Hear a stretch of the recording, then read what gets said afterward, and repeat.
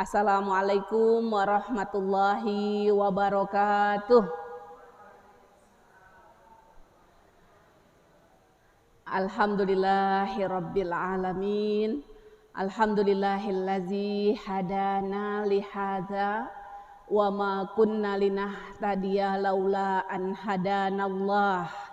Allahumma shalli ala sayyidina Muhammad wa ala alihi wa ashabihi wa barik wa sallim walhamdulillahi rabbil alamin.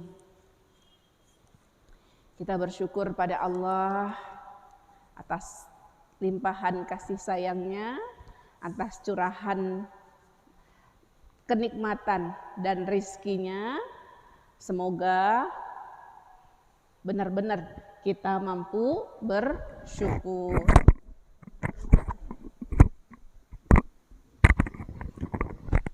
Apa artinya bersyukur, Ibu?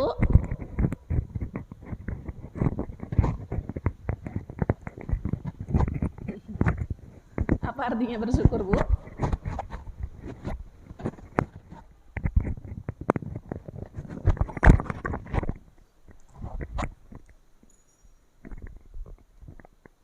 Ini paling enak ya di sini, tapi ya pokoknya dua-dua kayak gini lucu ya.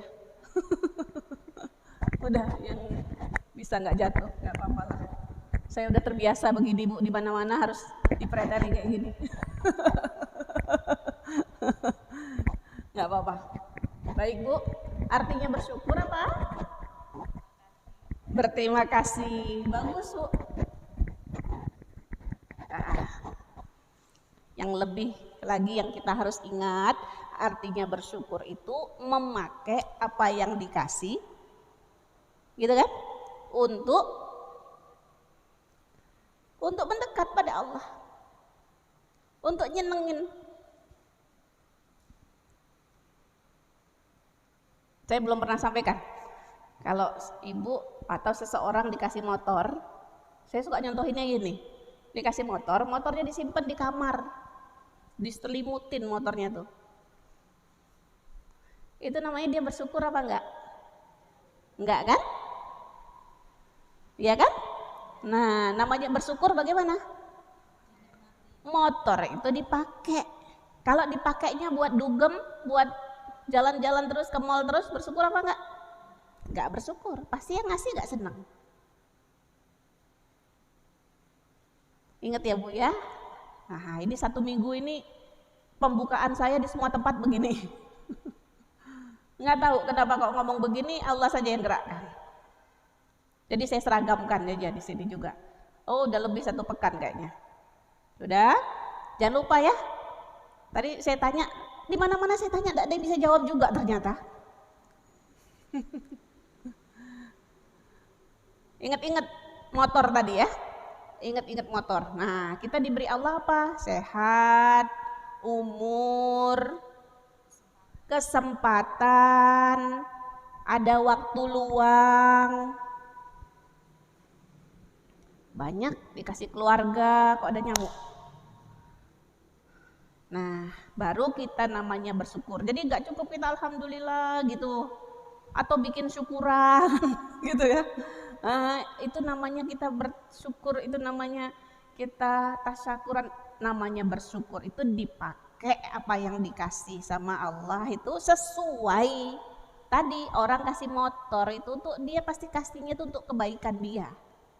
Iya kan? Kita beliin anak untuk supaya dia mobile, belajar mudah. Untuk dia kalau ada kegiatan-kegiatan yang baik dia mudah. Bukan untuk senang-senangan. Allah kasih kita juga itu semua sebagai fasilitas untuk apa? Untuk kita menjalankan tugas hidup kita. Mengabdi pada Allah. Jadi itu bersyukur, Bu. Baik, insya Allah kita akan membahas tadabbur surat ya. Saya senang sekali nih diizinkan membahas tadabbur, menjelaskan tafsir ya. Awal pertamanya itu saya minta tafsir tapi tadabbur, tapi nggak tahu lah waktu itu akhirnya bahas masalah wanita gitu ya. Nah, insya Allah ke depan kita akan membahas tafsir. Quran kita mulai dari surat-surat pilihan ya Bu ya. Surat-surat pilihan itu kenapa?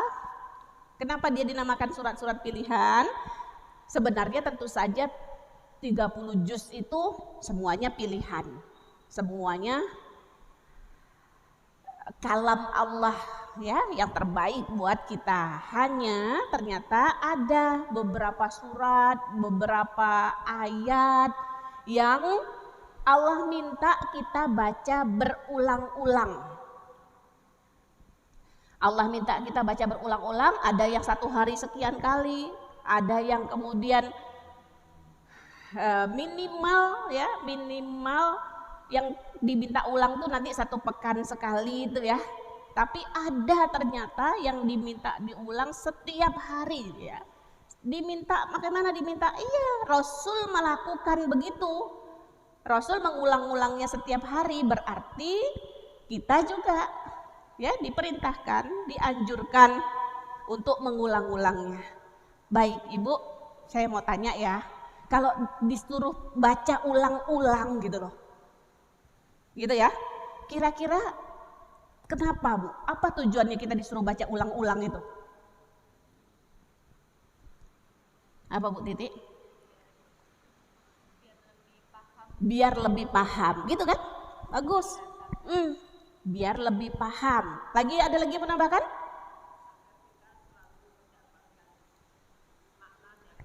Benar. Agar makna-maknanya itu tertanam, gitu kan Bu ya? Tertanam. Bahkan saya mendengar ulama berarti kita inginnya nilai-nilai dalam surat yang kita baca itu juga terulang-ulang di dalam hati kita gitu loh.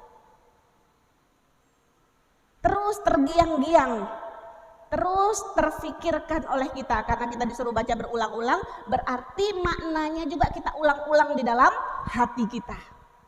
Sepakat Bu ya? Makanya disuruh baca ulang-ulang supaya tertanam. Oke, berarti kalau gitu saya ingin kita sepakat dulu. Terutama ini ya, sebenarnya Allah ingin semuanya Quran tertanam dalam hati kita. Tapi terutama surat-surat yang diperintahkan dibaca berulang-ulang supaya betul-betul tertanam. Jadi tujuan kita mengulang-ulang Quran surat Al-Muluk kapan Bu? Setiap malam. Mohon maaf, bismillah. Kena. Ada nyamuk. Gatal, mohon maaf. Padahal saya udah mandi kok. Jadi tujuan kita baca Quran surat Al-Muluk berulang-ulang tuh bukan sekedar ngulang-ulang di mulut. Ya, bukan sekedar ngulang-ulang di mulut, tapi Allah kepingin makna-makna yang ada yang kita baca itu tertanam dalam hati kita, nilai-nilainya kita ulang-ulang di dalam hati kita. Sudah? Sepakat Bu ya? Jangan diingatkan, ini kita diingatkan oleh Ibnu Mas'ud. Ibnu Mas'ud mengatakan jangan sampai ketika kita baca Al-Quran, keinginan terbesar kita adalah apa? Selesai. Jangan pokoknya baca gitu loh, pokoknya selesai udah. Itu ternyata yang bicara itu Ibnu Mas'ud Bu. Sahabat yang paling mengerti dengan Al-Quran. Rasul bilang kalau mau ngambil Quran ambil dari Ibnu Mas'ud gitu loh. Saya rasa Bu, tanpa kita mencoba memahaminya, menikmatinya, menggalinya, ya udah kita bacanya, apalagi bacanya udah ngantuk-ngantuk, ya enggak? Enggak ngantuk-ngantuk lagi ketiduran. Belum selesai udah ketiduran. Nah, ini pesan saya, enggak ada yang bilang baca itu pas sudah ngantuk, pas sudah di tempat tidur, enggak ada. Jadi silahkanlah baca, habis sholat isya segera baca. Oke Bu, mohon maaf Bu ya, saya nggak bilangin ibu-ibu, saya bilangin diri saya. Begitu baca pasti pokoknya ya apa cepat selesai. Ya, dengan cepat selesai. Kita begitu itu, seolah-olah itu kita anggap jadi beban gitu loh. Habis dibaca apa? Udah nggak ada. Itu salah. Ya. Saya akan nyampaikan sebelum kita masuk ke penjelasan secara rinci ayat per ayat, saya akan sampaikan global dulu ya. Nah, sebelum kita masuk ke dalam pembahasan secara globalnya, ada 3 hadis yang ingin saya sampaikan terkait Quran surat Al-Muluk. Mungkin ibu-ibu sudah tahu. Hadis yang pertama, saya langsung baca terjemahnya saja Bu ya. Ini hadis sahih. Rasulullah Shallallahu Alaihi Wasallam tidak tidur malam hari sehingga dia membaca Quran surat Al-Muluk.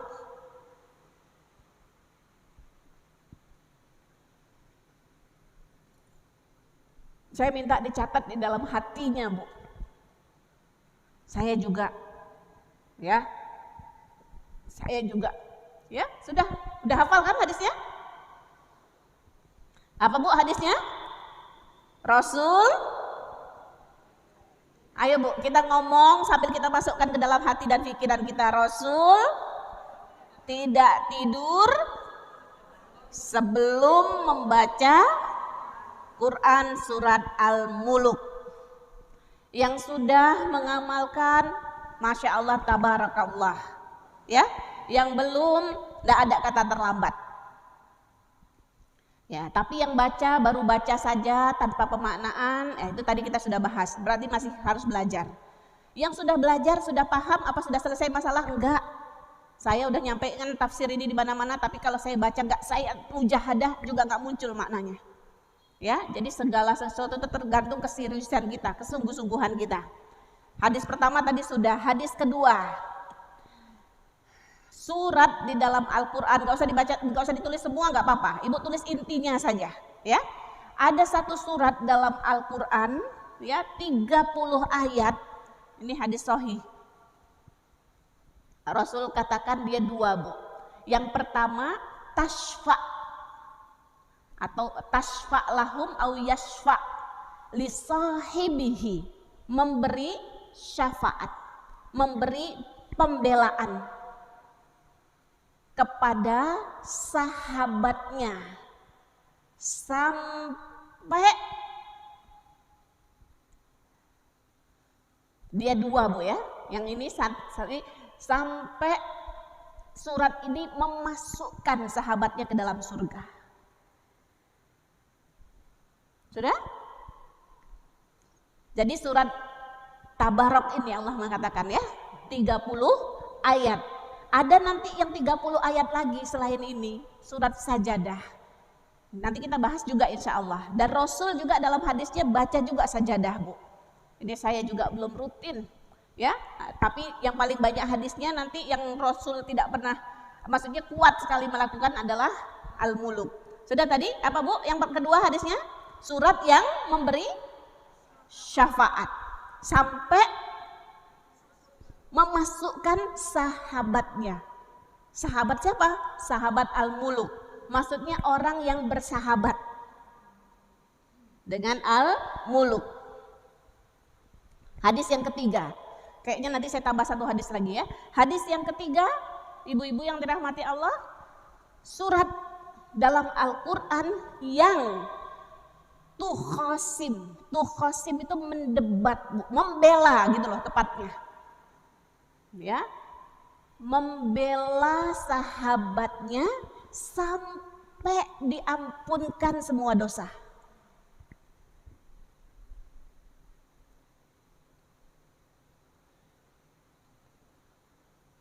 Berarti ini kira-kira orang yang baca begini punya dosa nggak, Bu? Punya dosa. Ini punya dosa dia nih.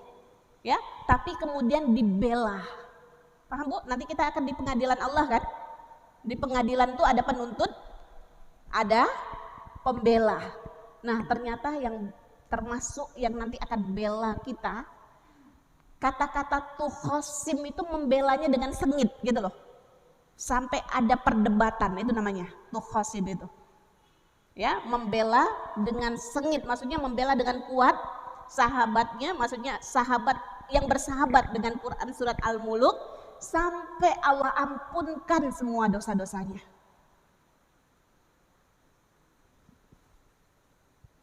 Sudah?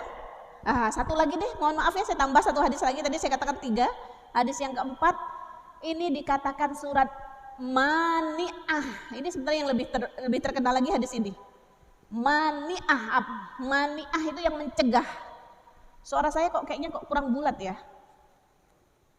Mic-nya begini kayaknya kayak kurang ini ya. Kayak agak jamblar.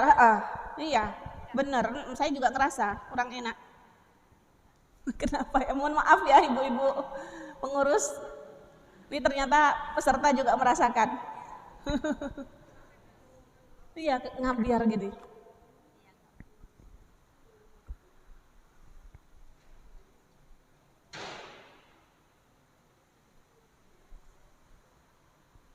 Terus saya pegang aja coba. Bismillah. Lebih lumayan. Baik. Kenapa ini kok lepas kurang kuat ini? Ininya udah kurang kuat. Sudah. Mani'ah, hadis yang keempat. Apa Bu? Mani'ah mencegah. Mencegah dari apa? Azab kubur, Bu. Mencegah dari azab kubur.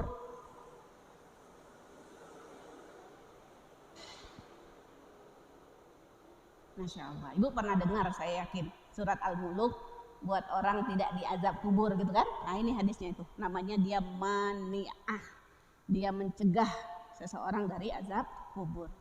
Masya Allah. Saya kalau bahas surat Al-Muluk ini ingat itu loh. Masya Allah, pahalanya besar insya Allah.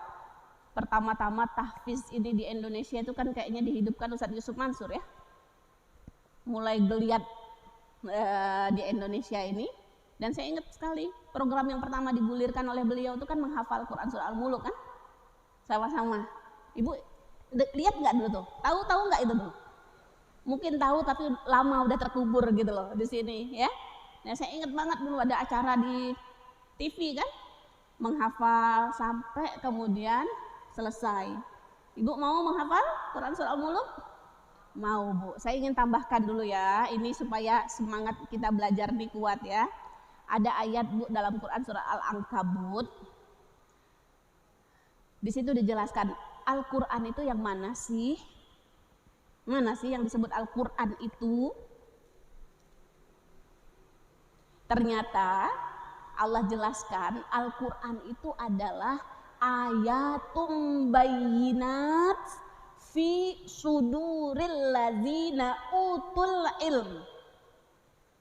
Al-Quran itu adalah ayat-ayat yang jelas yang ada di dalam dada orang-orang yang diberi ilmu oleh Allah.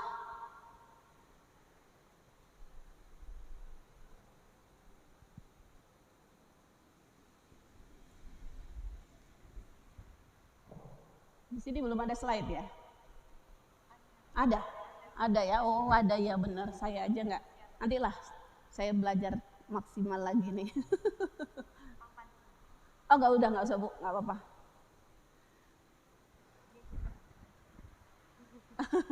Sudah sih Bu, ini tadi dipegang agak lumayan udah. Ini aja Bu, nggak apa-apa. Apa dilepas? Boleh.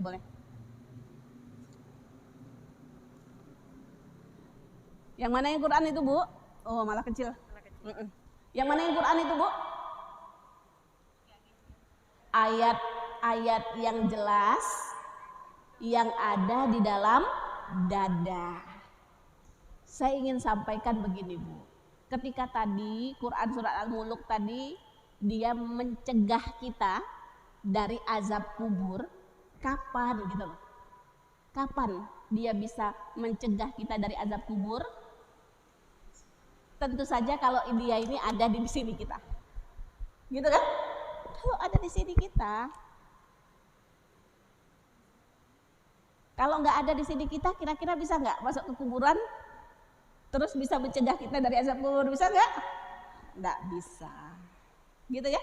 Nah, ini masalahnya begitu. Berarti bagaimana untuk ada di sini kita itu ya kita paham. Paham dulu Bu sebenarnya. Paham dulu, nanti kalau lebih lagi tentunya menghafal. Jadi Quran yang kita miliki, gitu kan? Maksudnya itu yang ada, yang kita paham, yang kita kuasai, yang kita hafalkan. Makanya hafiz Quran itu dalam kuburan nggak dimakan sama ulat kan? Nggak dimakan sama tanah. Kenapa? Karena ada Quran di dalam dirinya. Bisa Bu kita? Bisa insya Allah. Ya, saya mengajak ini. Saya mengajak semua. 3 masjid kemarin saya taklim, saya minta semuanya ayo ngafal Quran sekarang. Baik, sudah ya, hadisnya sudah. Ada yang mau nyampaikan? 1 orang, 4 hadis ini. Ibu kalau nyampaikan insya Allah ingat nanti nggak lupa. Ayo Bu, 1 orang Bu. Dengan.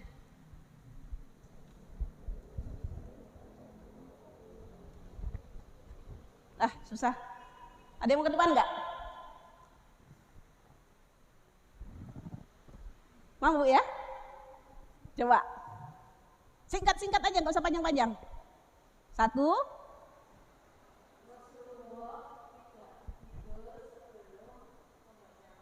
Benar. Yang kedua, surat Al-Muluk bisa? Betul, bisa menjadi syafaat sehingga kita masuk surga. Yang ketiga, bukan mengampun, membela di pengadilan, ya, sampai diampuni. Dia membela sampai diampuni. Yang keempat, dijaga dari azab kubur. Barakallah. Makasih Bu. Insya Allah diingat ini. Diingat dan harus kalau berhasil sampai menimbulkan tekad kita ya untuk kita mengamalkannya. Sudah, itu tadi hadisnya. Sekarang kita masuk makna secara global. Tapi sebelum masuk secara global saya jelaskan ayat yang pertama ya. A'udzubillahi minasyaitonirrajim. Bismillahirrahmanirrahim. Tabarakalladzi biyadihil mulku wa huwa ala kulli syai'in qadir. Mbak Sinta udah hafal Bu. Jangan kalah sama Mbak Sinta. Mbak Sinta diuji penglihatannya. Yang sehat matanya harusnya lebih bisa lagi hafal. Karena perjuangan Mbak Sinta untuk hafal pasti lebih berat karena beliau nggak melihat. Sudah sebelum dulu masih melihat 3 sekian persen, udah lama beliau mengalaminya. Ya, baik. Barakallah Mbak Sinta. Tabarok Bu. Tabarok itu Allah Bu memuji diri Allah. Jadi masya Allah, saya kalau mikirkan kata-kata tabarok ini ya, Allah berhak Bu memuji diri? Berhak tidak? Berhak. Jadi sebenarnya Allah itu enggak memuji dirinya sendiri saja sudah hebat kan gitu ya. Tapi ini ketika ada kata-kata tabarok berarti memang betul-betul Allah itu sangat luar biasa, sangat agung, sangat penuh keberkahan, penuh kebaikan gitu loh. Ya, sehingga Allah merasa perlu untuk Allah mengajarkan kepada kita bahwa Dia memuji dirinya. Jadi kalau Allah saja memuji diri Allah, bagaimana lagi seharusnya dengan kita? Paham Bu? Paham ya? Nah, Ibu jangan bilang, oh kok muji diri sendiri, ini Allah Bu, bukan manusia, bukan makhluk. Ya, justru kita berpikirnya ya Allah gitu. Allah saja, ya Allah kan zat hebat dan Allah tahu ini hebat, pasti kehebatan menurut Allah itu adalah sesuatu yang luar biasa dan Allah mengatakan tabarakalladzi biyadihil mulk. Ada sekitar 3 atau 4 kata-kata tabarok yang lain dalam Al-Quran ini. Itu juga saya juga kalau baca, ya Allah gitu ya. Allah saja sampai mengagungkan dirinya. Kenapa? Karena tentu saja Allah lah yang paling tahu tentang dirinya, kan gitu. Allah yang paling kenal tentang kehebatan dirinya, dan Allah memuji dirinya. Ini mengajarkan kita untuk betul-betul mengagungkan ya, mengatakan tabarok. Namanya kata-kata tabarok itu Bu, berlimpah gitu loh, berlimpah keberkahan, berlimpah keagungan, berlimpah kebaikan, di situ artinya itu. Nah, Allah mengatakan dalam surat Al-Mulk ini, segala keagungan, segala kemuliaan untuk Allah yang di tangannya lah segala kerajaan. Dan Dia ala kulli syai'in qadir, berkuasa atas segala sesuatu. Sudah dibaca Bu terjemahnya? Jadi langsung dibaca terjemahnya supaya kita nanti nyambung gitu ya. Nah, saya sampaikan penjelasannya ini. Baik, ibu-ibu yang dirahmati Allah, saya mendengar Bu ya, saya juga belajar Bu. Ini kan kita bicara, jadi Allah mensucikan dirinya. Kenapa? Karena Allah katakan di tangan Allah lah, dalam genggaman Allah lah kerajaan ya, langit dan bumi, kerajaan yang ada. Saya mendengar gini Bu, kita misalnya nih diajak jalan-jalan ke suatu kerajaan. Mau kerajaan apa contohnya Bu? Yang masih eksis sekarang kerajaan-kerajaan apa nih? Kerajaan di London dengan ratu apa namanya? Elizabeth. Tapi ya pokoknya bayangkanlah, saya nggak bisa mencari contoh di mana ya. Tapi kan kita dengar ya kayak di Thailand gitu masih ada kerajaan ya. Atau tapi sudah nggak terlalu eksis. Misalnya seperti di Yogyakarta ada kerajaan, tapi kan sudah tidak eksis lagi ya. Coba bayangkan kita berada di tengah, kita jadi tamu kehormatan Bu. Ibu bisa bayangkan, kita menjadi tamu kehormatan di satu kerajaan yang megah, yang luar biasa. Ibu kira-kira ketika berada di dalam kerajaan itu terkagum-kagum nggak dengan rajanya? Pasti kan? Pasti. Kita berada di istana yang megah, kalah hotel bintang 5 kalah, ya. Kemudian segalanya pasti namanya kerajaan gitu loh ya, namanya raja. Segalanya lengkap dengan berlapis emas, mungkin begitu. Kita lagi di dalamnya, pasti dalam hati kita, ya Allah ini rajanya hebat banget, ini kerajaan yang luar biasa ini, kan gitu kan? Iya nggak? Nah, kita sekarang sedang berada di tengah kerajaan nggak Bu? Di tengah kerajaan nggak? Kita berada di tengah kerajaan sekarang. Siapa rajanya? Allah Subhanahu wa Ta'ala. Jadi gitu. Kalau kita berada di kerajaannya manusia saja pasti kita kagum-kagum ya. Ini rajanya ini hebat banget nih pasti gitu loh. Nanti di sini juga bicara tentang prajurit Bu. Tentang prajurit-prajurit raja. Apa itu prajurit? Kalau kita tanggi di tengah kerajaan, banyak nggak prajuritnya tuh? Hilir mudik nggak? Hilir mudik ya? Kita takut nggak nih? Pasti kita takut ya, maksudnya kita tambah kagum gitu loh dengan raja. Lihat prajurit-prajuritnya, tambah kagum kan? Nanti kita di sini juga bicara tentang prajurit-prajurit raja. Apa prajurit raja? Langit. Itu tentara, maaf, tentaranya Allah gitu ya, yang lebih tepat tentaranya. Langit tentara Allah Bu? Tentara Bu. Bumi ini tentara Allah? Iya, makhluk sekaligus apa ya? Ya Allah memberikan mandat gitu loh untuk mengawal kita. Paham ya? Langit, kemudian nanti apa lagi? Termasuk air. Kita kan akan bicara tentang air nanti, ya. Nah, itu semua adalah tentara Allah. Pasti ya, kita itu kalau lihat tentara itu pasti langsung aduh.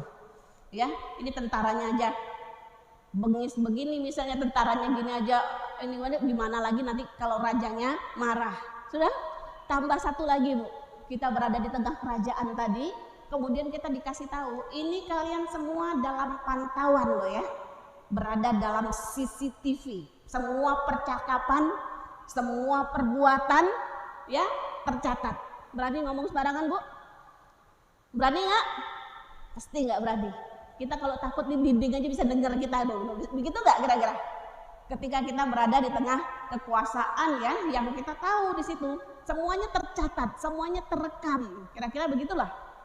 Ini kita di tengah kerajaan Allah, terekam semua, Bu. Wa asirru qaulakum. Ayat yang kedua berapa tuh? Ayat yang ke-13. Wa asirru qaulakum awijharu bih innahu alimum bizatis sudur. Tadi saya sudah bicara tentara, ya tentara tadi ada langit, nanti ada bumi, ada ayat-ayatnya itu semua. Yang tentara-tentara itu dia kelihatannya baik, tapi kalau kita salah pasti dia nggak segan-segan gitu loh untuk menindak kita. Namanya tentara bawa senjata, pasti kalau apa main langsung hukum, paham? Nah, bayangkan kita di tengah kerajaan tadi dan Allah katakan semua terekam. Oke? Ini diantara makna yang harus kita hadirkan dalam hati kita, dalam kehidupan ini, dan dalam kita membaca Quran surat Al-Muluk. Ya, satu lagi Bu, Masya Allah, Quran surat Al-Muluk ini berisi banyak pertanyaan. Banyak nggak? Ada beberapa. Nanti kita hitung ya. Saya mendengar penjelasan, ada yang menghitung 10, ada yang menghitung 12. Mana contohnya? Contohnya ayat 3, hal taromim futur. Apa kamu lihat nih ada cacat? Pertanyaan. Kemudian mana lagi? Langsung aja. Ini aja yang jelas itu yang pertanyaan ayat mulai dari ayat 16, Bu. Aamintum, apa kalian merasa aman dari Allah bahwa Dia tidak akan menenggelamkan kalian ke dalam tanah? Pertanyaan? Pertanyaan di bawahnya lagi, amintum man fis sama, apa kalian aman kepada Allah yang ada di langit bahwa Dia bisa mengirimkan hujan batu kepada kalian? Pertanyaan? Pertanyaan. Awalam yarau ilat thair, apa kalian nggak lihat kepada burung? Ma yumsikuhunna illar rahman. Siapa yang menahan mereka di atasnya ya? Siapa yang menahan burung di langit? Pertanyaan. Kemudian apa lagi? Amman hadzal ladzi huwa jundul lakum. Apa ada tentara yang akan belain kalian ketika datang murka Allah? Ketika raja murka, ada nggak tentara yang mau belain kita? Pasti enggak. Pasti tentaranya itu pro kepada rajanya. Gitu kan? Tanya di bawah lagi, amman hadzal ladzi yarzuqukum. Siapa yang kasih rezeki kalian ketika Allah menahan rezeki? Pertanyaan, Bu. Pertanyaan. Nanti kita bahas rinci-rinci, insya Allah terperincinya. Jadi seolah-olah, Bu, pertanyaan-pertanyaan ini menjadi murojaah akidah, Bu. Sebelum kita tidur, sebelum kita istirahat, kita ulang-ulang pertanyaan-pertanyaan ini. Untuk apa, Bu? Untuk menguatkan keimanan, keyakinan kita kepada Allah Subhanahu wa Ta'ala. Siapa yang membela kamu? Siapa yang kasih rezeki kamu? Gitu loh. Siapa yang nahan burung di atas? Coba lihat, ada nggak yang cacat dari makhluk Allah? Gitu-gitu, Bu. Nanya, berulang-ulang nanya. Ya, kita kalau mau istilahnya mau dialog sama anak kita, mau menggugah hatinya, gimana kita tanya? Ya, Nak. Umi baik kan, Nak? Umi udah begini kan, Nak? Umi udah gini kan, Nak? Gitu enggak? Ya? Pasti kita sebutkan apa yang sudah kita lakukan. Coba. Gitu loh. Coba berpikir. Bukannya Umi sudah gini, bukannya Umi sudah gini. Gitu kan? Itu kita berdialog, itu kita mengajukan pertanyaan supaya apa? Supaya timbul pengakuan. Ini yang diharapkan, timbul pengakuan kita kepada Allah Subhanahu wa Ta'ala. Jadi ibaratnya itu apa, Bu? Kita muhasabah kita murojaah itu kita mengulang ya keyakinan akidah kita kepada Allah Subhanahu wa Ta'ala. Enak, Bu, kalau mau tidur begini? Insya Allah kuat gak jadi imannya? Besar gak manfaatnya? Besar pasti, ya, tambah kokoh keimanannya. Sudah? Dan satu lagi makna secara umumnya, Ada 6 kali di di surat Al-Muluk ini perintah kul. Apa itu kul? Katakan. Coba ibu lihat.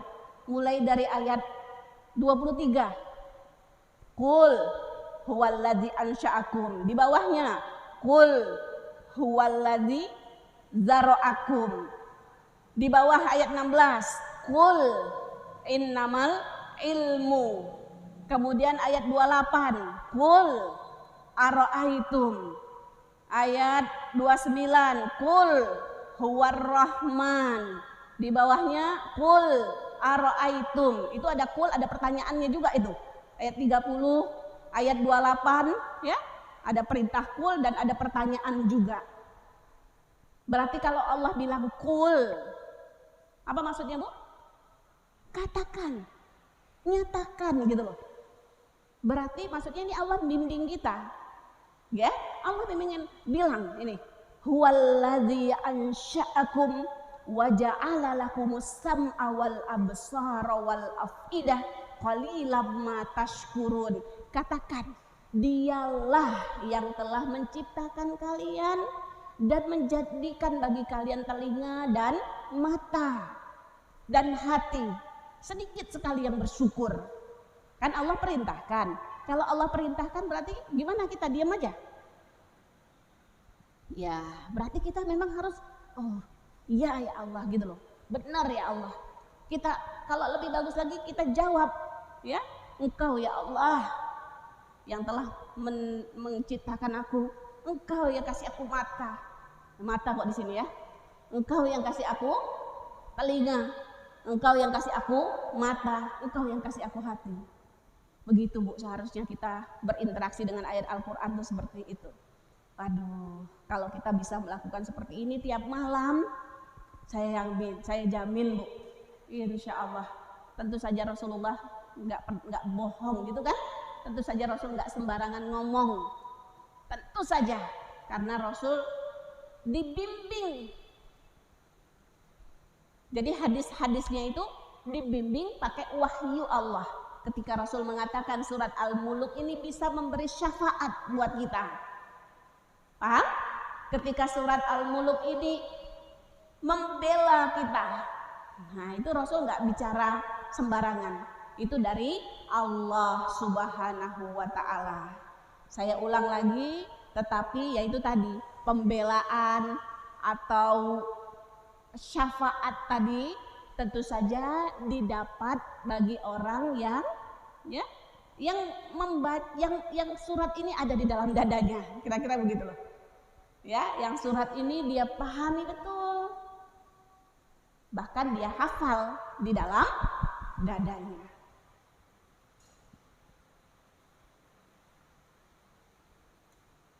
Nggak masalah, Bu, kalau lupa lagi. Kalau lupa lagi ya tinggal dibaca aja. Tinggal ya, tapi kita berusaha ingat gitu loh. Jadi tingkatan hafalan itu kan bertingkat. Nah, yang penting sekali sebenarnya kita paham, kita ngerti, walaupun kata-katanya kita enggak persis hafal di awalnya mungkin begitu. Sudah? Baik. Bagaimana, Bu? Luar biasa enggak surat Al-Muluk? Luar biasa ya. Apa tadi? Ada apa, Bu? Yang pertama 3 hal tuh.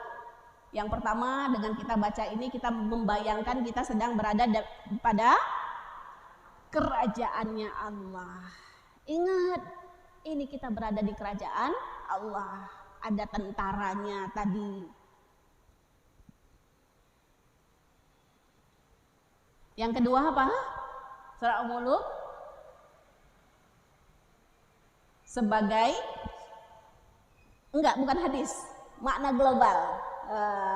Makna global yang pertama, kita mengingatkan kita berada di tengah kerajaan Allah yang maha hebat gitu. Yang kedua, makna globalnya ada beberapa pertanyaan. Ada 10, ada 12 pertanyaan. Nanti kita harus tangkap itu. Ada 10, 12 pertanyaan untuk apa, Bu? Untuk muhasabah gitu loh. Untuk apa, Bu? Untuk muhasabah, untuk murojaah boleh juga. Murojaah itu kita mengulang lagi, mengingatkan diri kita, gitu loh. Kemudian ada apa?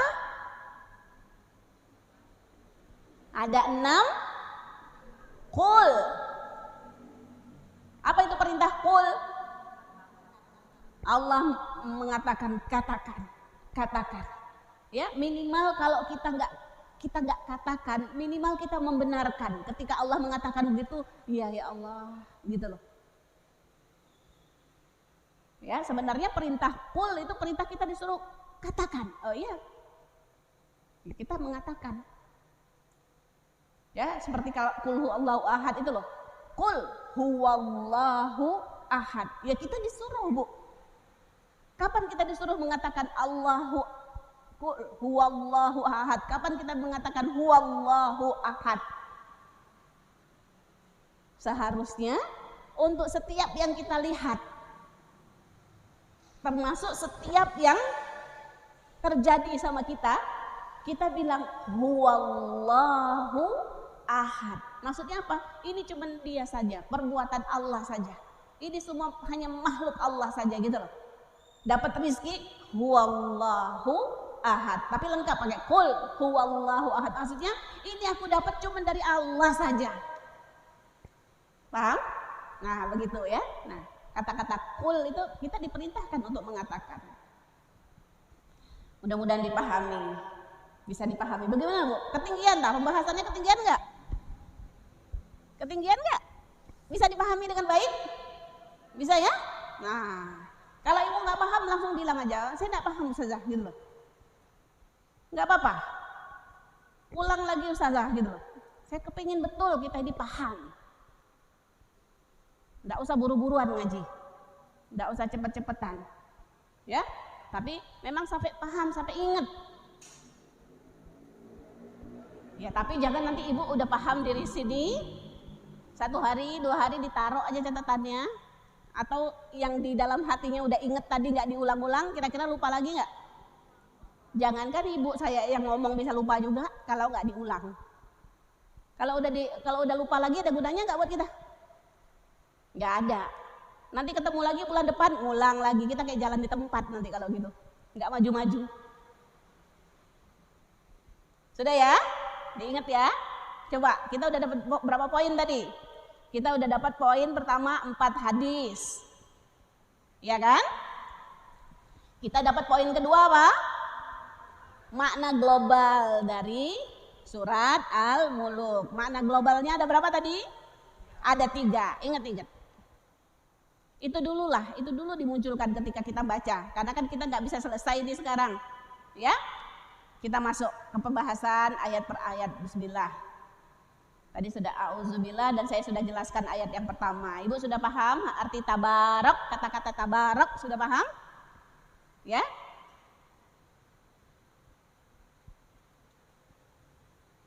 Maha suci, kalau diterjemahkan bahasa Indonesia ya kan maha suci. Ya boleh, maha suci, maha agung, maha hebat, maha mulia. Itu dikandung oleh kata-kata tabarok semua, Bu. Jadi Allah maha suci, maha hebat, maha agung. Kenapa, Bu? Di sini Allah sebutkan 2 sebab. Yang pertama, karena di tangannya kerajaan. Sudah ya? Yang kedua, ada 3 malah. Allazinya, perhatikan tuh, ada 3. Allazi khalaqal mauta wal hayata liyabluwakum ayyukum ahsanu amala wa huwal azizul ghafur. Insyaallah paham ya? Yang menciptakan kematian dan kehidupan untuk menguji kalian. Saya juga masuk kalau saya ngomong kalian, bukan saya bilang kalian ke ibu ya. Kita maksudnya. Siapa yang paling baik amalnya dan dialah yang maha aziz, maha agung, maha perkasa dan maha mengampuni. Di bawahnya, Bu, allazi khalaqa sab'a samawatin tibaqo. Jadi Allah itu maha agung. Kenapa? 1, di tangannya kerajaan. 2, dialah yang menciptakan kematian dan kehidupan. Kematian dan kehidupan berada di kekuasaannya Allah. Yang ketiga, dialah yang menciptakan langit, 7 lapis langit. Itu dulu. Sudah? Juga bisa ditambah di ayat 1, Bu. Allah selain Allah yang memiliki kerajaan ini, Allah yang jadi raja, Allah yang memiliki, dan dialah yang maha berkuasa. Kita, Bu, kita memiliki. Apa semua orang yang memiliki itu berkuasa? Enggak. Ya. Apalagi sebenarnya kita ini enggak memiliki sebenarnya. Kita dipinjam. Ya, ada orang punya kuasa tapi enggak memiliki. Punya kemampuan. Mohon maaf ya, saya dengar penjelasan, ada kita punya mobil, tapi kita nggak berkuasa, mobilnya rusak, kita nggak bisa benerin. Ya, berarti kita memiliki mobil, tapi kita tidak punya kemampuan, ya nggak? Tapi ada orang bengkel, Bu. Yang punya bengkel tuh montir, dia punya kemampuan untuk benerin mobil yang rusak. Tapi dia memiliki mobil nggak? Mobil yang diservis ke dia miliki nggak? Enggak, manusia begitu.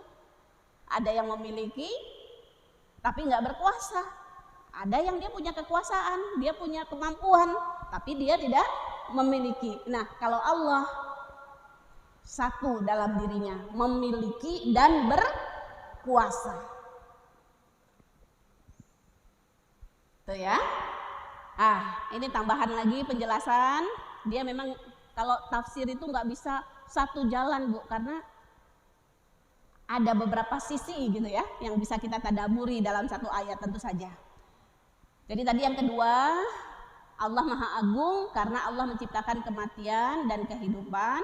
Di bawahnya Allah menciptakan langit. Pertanyaan saya, Allah menciptakan kematian dan kehidupan itu kan manusia ya. Allah menciptakan manusia dulu atau menciptakan langit dulu, Bu? Langit dulu kan? Langit dulu memang. Jadi Allah menciptakan bumi, belum ada manusia nih. Kemudian Allah naik ke langit, gitu kan? Allah sempurnakan langit menjadi 7 lapis langit. Itu dulu, baru kemudian nanti bumi ini berproses, baru ada manusia, baru ada kehidupan kita ini manusia. Tapi kok yang di depan ini di sini kok disebutkan kematian dan kehidupan duluan gitu loh. Kok langitnya kok di bawah? Paham ya? Nah, ini menunjukkan perhatian besar kepada kita bahwa penciptaan manusia itu yang lebih utama gitu loh. Jadi Allah menciptakan bumi, langit, ini memang Masya Allah disiapkan betul untuk apa? Ya, untuk kemudahan, kenikmatan hidup manusia. Itu satu. Sudah? Kemudian ini kok mati duluan disebutkan? Kok mati dan hidup gitu loh. Emangnya kita mati dulu atau hidup dulu? Ya, ada penafsiran satu memang betul, kita mati dulu. Dalam Quran surat Al-Baqarah, kaifa takfuruna billahi wa kuntum amwatam fa ahyakum summa yumitukum summa yuhyikum. Bagaimana kalian ingkar sama Allah? Padahal kalian ini dulunya mati. Dulunya mati kita. Ibu ini kita kira-kira kelahiran tahun 70-an kan? Paling-paling lama kelahiran tahun 60-an lah. Ya. Nah, pas tahun 40-an dulu kita ada di mana, Bu, kita? Apa kita? Mungkin kita baru ada di Saripati tanah gitu kan? Iya kan? Nah, jadi dulunya kita mati. Dalam Quran surat Al-Insan, hal ata alal insani hinum minad dahri lam yakun syai'am madzkura. Kita ini melampaui satu masa di mana kita belum jadi apa-apa. Jangankan jadi apa-apa, untuk disebut aja nggak bisa. Apa sih kita dulu itu tahun 40-an kita itu apa? Nggak bisa disebut. Paham ya? Nah, itu tinjauan satu begitu. Jadi Allah bilang, kenapa kalian ini kok kufur? Kalian itu dulu mati, sekarang hidup. Paham, Bu? Habis hidup ngapain? Sumayumi tukum, kemudian dimatikan kembali nanti oleh Allah. Selesai? Belum selesai. Summa yuhyikum, kemudian dihidupkan kembali. Oke, jadi kita mati duluan sebelum kita hidup. Dan di sini Allah menyebutkan kematian dulu. Ini tinjauan tafsir satu. Sudah paham Bu? Nah, tapi ada tafsir yang lain yang menurut saya lebih penting lagi kita pahami. Kematian kita yang dulu itu Bu, yang tahun 30-an, tahun 40-an dulu kita masih mati itu ada gunanya nggak? Maksudnya ada apa bahasanya itu ya? Ada insight-nya nggak buat kita sekarang? Mungkin nggak kan? Ya nggak, ya terserah lah dulu, aku nggak tahu kan gitu loh. Paham ya? Nah, jadi bukan itu maksud Allah sebenarnya. Tapi di sini mati itu didahulukan, Bu. Ini Allah ingin mengajarkan kepada kita, yang kita dahulukan itu adalah ghoyah dulu. Apa itu ghoyah? Tujuan tertinggi. Tujuan tertinggi, Bu. Apa sih tujuan kita hidup, Bu?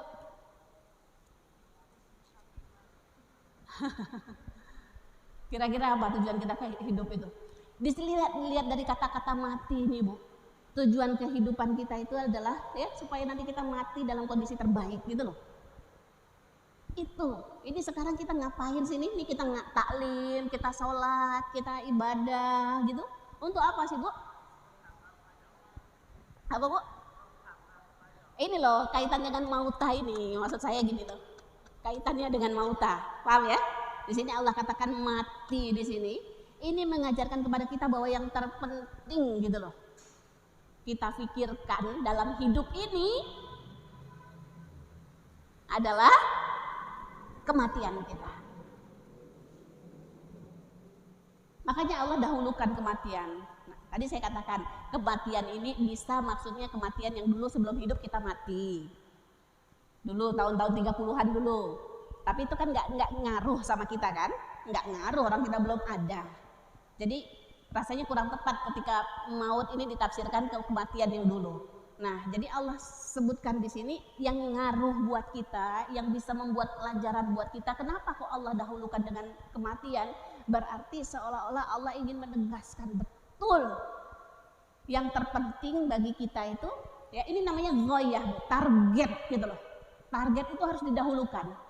Jenengan ini kalau berorganisasi, kalau punya usaha gitu loh, yang harus ditentukan duluan apanya, Bu? Targetnya enggak? Targetnya apa nih? Goalnya apa nih? Kan gitu kan? Iya enggak? Pasti, Bu. Kita kalau mau bikin apa-apa segala sesuatu tuh mesti nanti ini goalnya apa nih? Nanti targetnya. Jadi kita mulai dari yang paling akhir gitu loh, Pak. Target itu kan paling akhir. Tapi itulah yang kemudian membuat kita bergerak, iya kan? Orang yang punya target yang tinggi lah dia akan bergerak dengan kuat. Paham ya? Begitu. Jenengan juga masukin anak ke dalam sekolah. Yang dilihat apa, Bu? Output sekolah ini apa? Kan gitu. Profil kelulusannya bagaimana? Gitu enggak? Gitu kan? Nah, jadi yang kita lihat itu adalah target itu dulu. Itu yang membuat kita melakukan ini apa tidak. Nah, ini Allah memulai dengan mauta itu mengajarkan kita target. Jadi kita ingat mati, Bu, harus lebih banyak. Wal akhiratu khairul laka minal ula. Akhirat itu kan setelah kita mati. Itu yang lebih baik bagi kita. Berarti kita harus ingat mati dulu. Paham, Bu? Ibu targetnya mati bagaimana? Husnul khotimah. Lagi dipanggil sama Allah, ya ayyatuhan nafsul mutmainnah. Target kita kayak gitu tuh. Nanti kalau mati dipanggil, wahai jiwa-jiwa yang tenang, mari sini.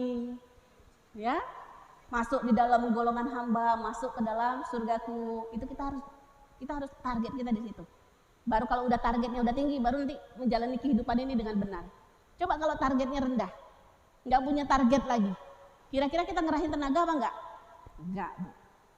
Kalau targetnya kita, yang penting gitu-gitu aja lah, gitu. Pasti segitu-segitu aja. Paham ya? Ada lagi target, Bu? Yauma la yanfa'u malun wala banun illa man atallaha biqalbin salim. Allah katakan nanti kita akan kembali kepada Allah di hari akhirat, nggak ada gunanya harta, nggak ada gunanya anak, banun wala amalun wala banun, mal harta, banun anak-anak, kecuali yang datang kepada Allah membawa hati yang bersih, yang selamat. Berarti target ibu apa? Mati dengan hati yang bersih, gitu loh. Sudah? Ah, ini Allah mengatakan khalaqal mauta wal hayata. Allah menciptakan kematian, kehidupan. Ya sebenarnya kalau kita bicara sekarang harusnya hidup dulu gitu loh. Ya, tapi Allah mulai dengan kematian. Dan Allah ajarkan untuk apa? Liyabluwakum. Ini kita sudah sering dengar ya, untuk menguji kalian. Apa yang Allah mau, Bu? Yang diuji, yang kemudian Allah bilang lulus siapa? Yang ahsan. Apa artinya ahsan? Paling baik. Coba ya, perhatikan, paling baik bukan paling banyak. Beda gak paling baik dengan paling banyak? Beda. Tapi yang namanya paling baik itu tentu yang banyak dan berkualitas. Itu pasti. Ya. Tapi kalau baik tidak berkualitas, Allahumma shayyiban nafi'ah. Hujan.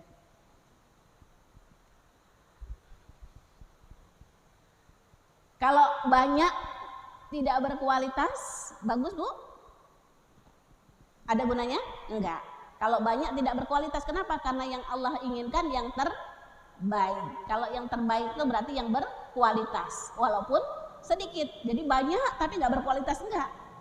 Tapi tentu saja kualitas paling tinggi itu banyak dan baik.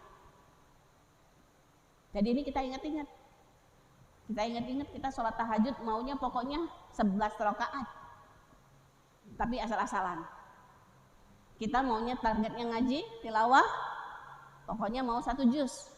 Tapi kemudian tidak berkualitas. Ya, Allah bilang bukan yang paling banyak, tapi yang paling baik. Sudah?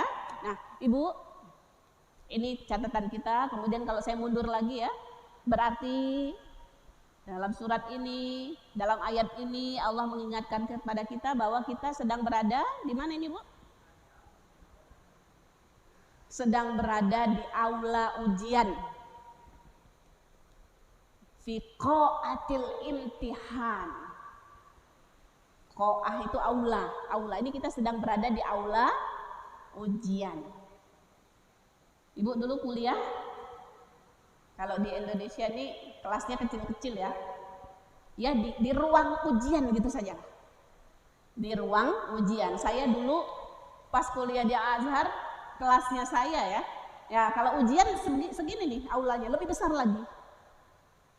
Itu namanya aula ya. Ini kita sedang di dunia ini sedang berada di ruang ujian. Gitu kan? Allazi khalaqal mauta wal hayata liyabluwakum. Kapan selesainya ujiannya, Bu? Nggak ada selesainya. Sepanjang hidup ini kita sedang berada dalam ujian. Ibu, dulu waktu kuliah, pas datang pagi-pagi ke kampus, tiba-tiba ada ujian gitu. Kalang kabut nggak? Kalang kabut ya? Oh, tanya sama teman, emang udah dikasih tahu? Emang dosen ngomong pekan kemarin? Udah ngomong. Nah, teman yang udah ngomong, yang udah tahu ada ujian, kira-kira siap apa enggak? Siap. Kalau yang nggak tahu ujian, ya pastinya kalau nggak tahu ada ujian, ya rata-rata orang nggak belajar gitu ya. Makanya saya bikin kelas itu sebenarnya maunya ada ujiannya, Bu. Ini nanti saya maunya mulainya Quran Surah Al-Muluk ada ujiannya, boleh nggak? Ya, ibu-ibu yang dirahmati Allah, jadi kita yang pertama harus tahu dulu ujian. bagaimana caranya kita sampai kuliah nggak tahu ada ujian? Pasti kita santai-santai aja, ya kan? Nah, kalau kita tahu ada ujian, kita akan siap. Nah, inilah yang kita harus tahu dulu. Kita ada ujian. Sudah? Soalnya apa tadi, Bu? Soalnya apa? Pertanyaannya Allah apa? Yang paling baik. Itu yang Allah mau. Yang paling baik. Yang mana yang paling baik itu?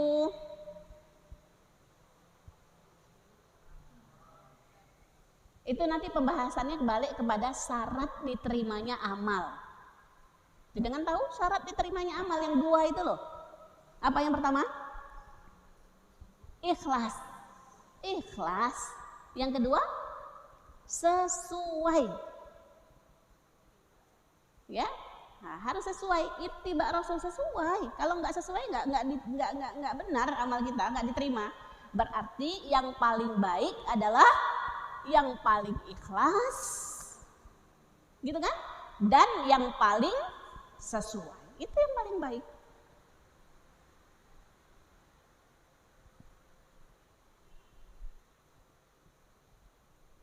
Ini kita ingat. Ini soalnya begitu, Bu. Allah lihat. Untuk apapun yang kita hadapi, sebagai seorang ibu, gitu kan? Ujian kita apa? Ujian kita bagaimana menjadi ibu yang terbaik dibanding ibu-ibu yang lain, gitu kan? Menjadi seorang istri, bagaimana menjadi pasangan yang terbaik. Yang mana? Yang berarti yang melakukan sesuatu itu karena paling ikhlas dan paling sesuai dengan bimbingan Allah, gitu loh. Paling sesuai dengan bimbingan Rasulullah Sallallahu Alaihi Wasallam. Itu yang lulus, Bu. Sudah? Oh iya, mungkin saya sudah sampaikan satu lagi nih. Kalau terkait dengan ujian, apa semuanya lulus ujian? Enggak. Ujian itu, Bu, untuk memuliakan kita ataupun menghinakan. Itu namanya ujian. Artinya gini, kalau kita nggak mau masuk ujian, aku nggak mau datang pas ujian gitu, bisa naik kelas? Bisa nggak? Nggak bisa kalau nggak ikut ujian, iya kan? Tapi kalau kita nggak lulus, berarti kita jadi hina. Itu kita harus ingat tuh dengan ujian. Sudah? Satu lagi saya tambah nih dosisnya. Saya tambah dosisnya, misalnya Sinta ya, murid saya nih mau ujian nih. Nanti kita mau ujian, saya bilang gini, Sinta udah nggak usah ujian aja. Nanti Ustazah kasih nilai C gitu loh. Lulus nggak kalau C? Lulus kan? C kan lulus. Saya bilang, Sinta nggak usah ujian aja, nggak usah masuk, nggak apa-apa. Nanti Ustazah kasih C. Mau nggak Sinta? Nggak mau tuh, nggak mau. Ya betul. Maunya gimana? Aku mau ujian Ustazah. Insya Allah aku bisa B. Insya Allah aku bisa A. Gitu nggak? Ya kan? Berarti kalau mau A harus ujian gitu loh. Kalau nggak ujian Ustazah kasih C. Paham maksudnya, Bu? Berarti kalau gitu ujian itu rahmat nggak buat kita? Rahmat. Ujian itu kesempatan nggak buat kita? Kesempatan. Nggak mau, Bu, saya yakin nih. Udahlah, nggak usah ujian. Ya, lulus C tapi gitu loh. Pasti nggak mau gitu ya. Nah, jadi ibu-ibu yang dirahmati Allah, jangan mengatakan ujian Allah ini dia sesuatu yang buruk buat kita, sesuatu yang membebani kita. Enggak loh, dengan kita dikasih ujian ini sebenarnya Allah kasih kita kesempatan, ya, Allah kasih kita peluang gitu loh untuk mendapat sesuatu yang maksimal yang bisa kita raih, maksimal yang bisa kita tunjukkan, kita lakukan kepada Allah Subhanahu wa Ta'ala. Sudah begitu, Bu, cukup itu. Dan dialah yang aziz, dia yang perkasa, tapi juga Allah Ghafur.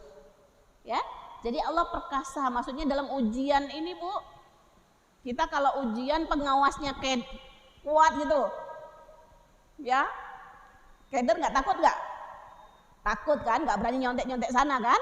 Nah, kalau pengawasnya aziz, tetapi Allah Ghafur, Pasti Allah tahu kita masih ada salah-salah sebagai manusia, ya. Yakinlah Allah Maha Penyayang. Allah Maha Pengampun, maaf. Alladzi khalaqas sab'a samawat. Baru kemudian setelah menyebutkan tentang kehidupan ini, Allah mengatakan Allah ciptakan langit, 7 lapis langit. Ini sebenarnya maksudnya itu bukan cuma langit saja ya, tapi Allah menyebutkan salah satu makhluknya gitu loh, makhluk yang terbesar, langit. Dan untuk apa? Ini untuk supaya kehidupan kita nyaman gitu loh.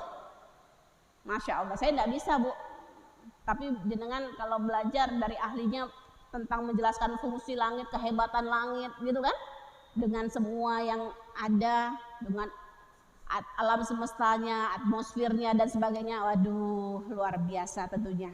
Itu semua adalah karunia Allah kepada kita.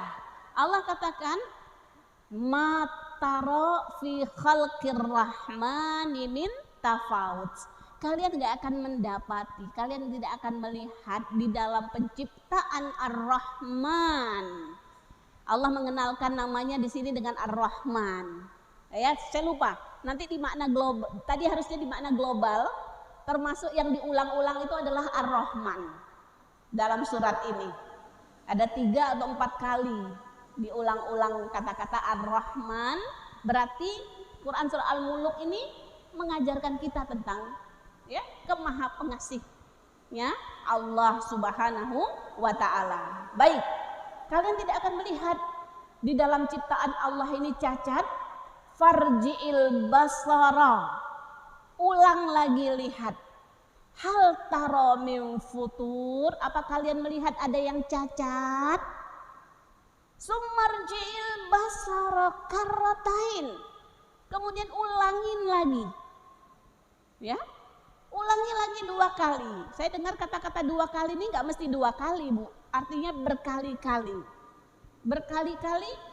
Yang qalib ilaikal basaru khasi'aw wa huwa hasir. Kalau kita mau terus meneliti apa saja ya, nggak mesti langit loh Bu, langit, gunung, apa, nyamuk, ya, lalat. Allah lihat, coba lihat, ada nggak yang cacat, ada nggak yang tidak seimbang gitu loh, ada tidak yang tidak bagus dari ciptaan Allah. Allah bilang, kamu lihat lagi berulang-ulang, yang qalib ilaikal basar, balik kepadamu matamu. Ini seolah-olah Bu ya, saya belajar juga, seolah-olah ini dari sini Allah menyuruh di mata kita nih, kayaknya mata kita tuh disuruh lepas dari mata, melihat semua yang ada di langit dan di bumi ini. Kemudian dia nanti balik, matanya balik ke kita dalam keadaan capek gitu loh. Paham ya? Dalam keadaan lelah dan tidak mendapat sedikit pun cacat dalam ciptaan Allah. Percaya Bu? Percaya ya? Oh ada tuh Ustazah anak yang cacat. Oke, ada anak yang cacat. Ada yang cacat otak lagi. Tapi bisa hafal 30 juz. Umur berapa tahun tuh Fajar? Ya, umur belum 10 tahun ya. Nah itu Fajar. Cacat kayak gitu bisa menghajikan ayah dan ibunya. Ya Allah. Nggak cukup sampai Fajar. Ada siapa lagi? Ada Najah. Cacat juga. Lebih hebat dari anak kita yang nggak cacat. Jadi kalaupun ada yang cacat satu sisi, tapi Allah lebihkan di sisi yang lain, sehingga kita lihat, coba kalau kita lihat gitu, siapa yang cacat sekarang ini? Dia apa kita? Kita udah segede ini, udah setua ini belum hafal Quran, dia cacat bisa hafal Quran masih kecil. Ini ibu-ibu yang dirahmati Allah, tidak ada yang cacat. Dan kalau berbicara terkait ciptaan, tidak mesti makhluk. Ciptaan itu juga termasuk kejadian, keadaan yang menimpa kita, apa saja, ya, kejadian-kejadian itu juga makhluknya Allah. Ada yang cacat Bu? Apa yang menimpa kita? Ada yang buruk gitu? Ada? Nggak ada. Mungkin kita pas ditimpa sekarang mungkin kita bilang aduh kok gini sih, kenapa kok aku gitu ya. Tapi nanti kalau udah berlalu waktu yang panjang, udah nampak hikmahnya, kita bilang apa? Alhamdulillah ya dulu tuh aku kayak gitu. Alhamdulillah syukur dulu aku kayak gitu gitu loh. Kalau enggak kan enggak bisa kayak gini sekarang. Pasti itu Bu? Pasti. Nah, ini tadi masuk pertanyaan-pertanyaan pertama ya. Hal taromim futur. Allah nanya, coba lihat ciptaan Allah ini semuanya. Ada yang cacat apa tidak? Allah bilang begitu Bu, pas kita baca dalam hati kita harus kita jawab. Enggak ya Allah. Ya, semuanya Engkau berikan sempurna. Semuanya Engkau berikan ya dalam kondisi yang terbaik. Saya dengar Bu ini ada orang Bu ya, politisi kita Bu di dalam penjara Bu, tapi sudah mau bebas insya Allah. Dia di penjara mengislamkan berapa orang banyak Bu, bayangkan coba, mensyahadatkan. Ternyata di dalam penjara pun ada dorongan misionaris tuh ada.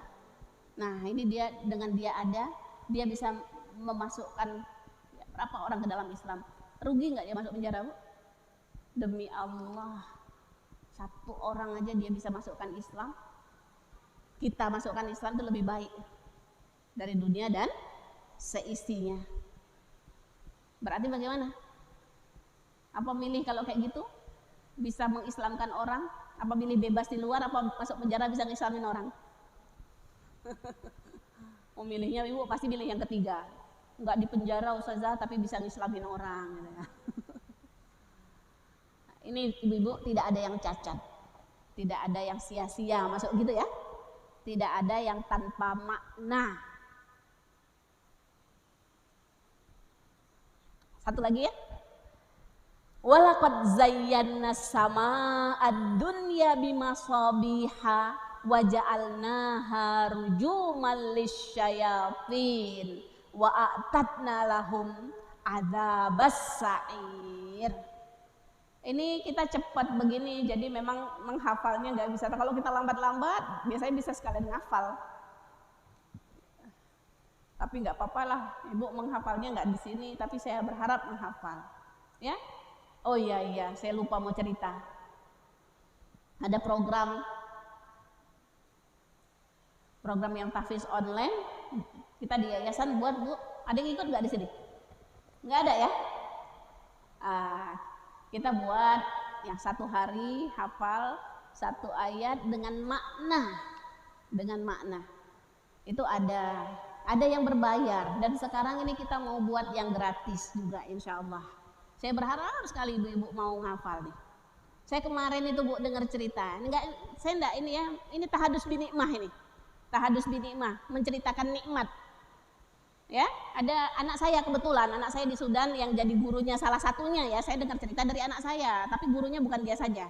Dia cerita, dia membimbing 6 orang ibu-ibu menghafal Al-Muluk ini, ya satu ayat, hafal satu ayat bersama maknanya.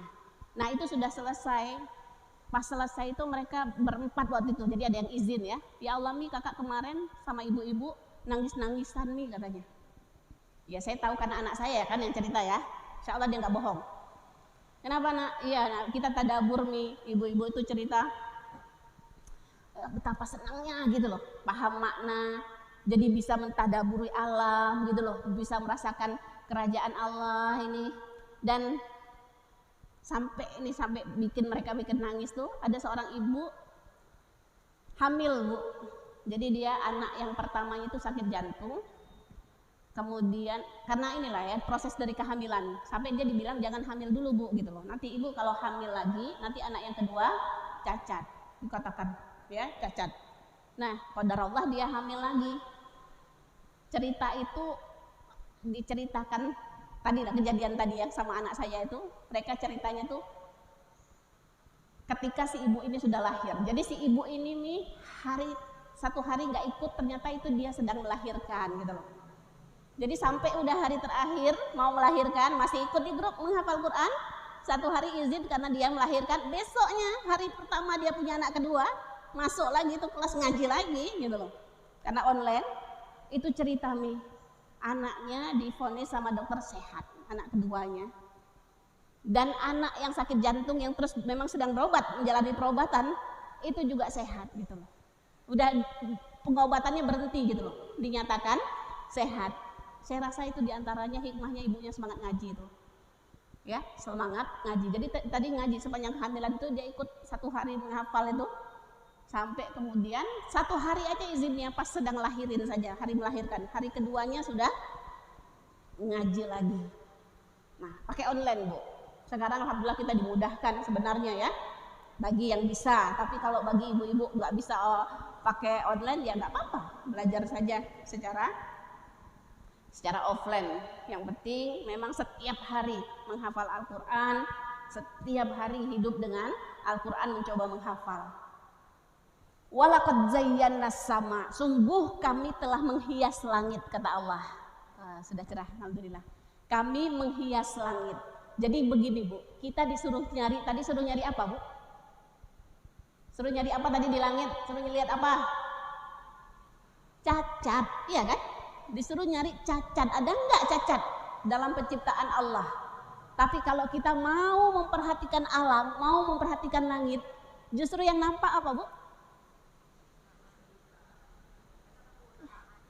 Kesempurnaan dan hiasan. Justru yang kita akan lihat adalah keindahan demi keindahan, gitu kan? Nah, ini dia ayatnya. Walaqad zayyana sama, sungguh langit itu udah kami hias, kata Allah.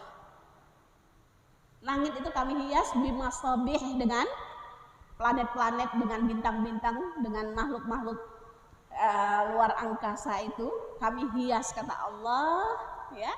Nah, lanjutannya waja'alna harujumal lisyayatin, tapi ada yang dijadikan pelempar bagi setan. Setan yang bagaimana? Setan yang mau mencuri-curi berita langit. Nah, ngertiin seperti itu secara letterlocknya silahkan. Tapi ada ulama yang kemudian ya kita mentadaburi dari ayat ini. Tadi kita disuruh cari yang cacat, kita nggak ketemu yang cacat. Justru yang kita ketemu adalah keindahan-keindahan yang ada di alam ini. Tapi hati-hati, keindahan-keindahan itu bisa membuat kita lalai ya enggak? Dunia ini kata Rasulullah, dia seperti apa ya, taman hijau yang menggiurkan kita. Biasanya kalau udah gitu banyak yang lupa, banyak yang lalai, dijadikan pelempar buat setan. Nah, keindahan-keindahan alam ini nanti jangan-jangan bisa jadi paradoks yang membuat kita jauh dari Allah kalau kita tidak memperhatikannya dengan nama Allah. Kalau kita melihatnya tidak mengagungkan Allah Subhanahu wa ta'ala. Saya rasa cukup dulu, insya Allah kita lanjutkan yang akan datang. Ada yang mau didiskusikan apa tidak? Kalau tidak ada kita tutup aja Bu ya, mumpung cerah nih. Takut hujan lagi. Bisa dipahami Bu? Saya minta tolong diulang lagi, dibaca lagi di rumahnya sambil mulai kita amalkan yang belum, yang sudah tapi belum rutin. Ya, kita rutinkan membaca Quran surah Al-Muluk. Belum paham semua, Ibu bisa baca terjemahnya insya Allah. Astaghfirullah li wa lakunna. Saya mohon ampun pada Allah bila ada kata-kata saya yang salah, yang benar datangnya dari Allah. Jazakumullah khairan kasiran. Saya akhiri, assalamualaikum warahmatullahi wabarakatuh.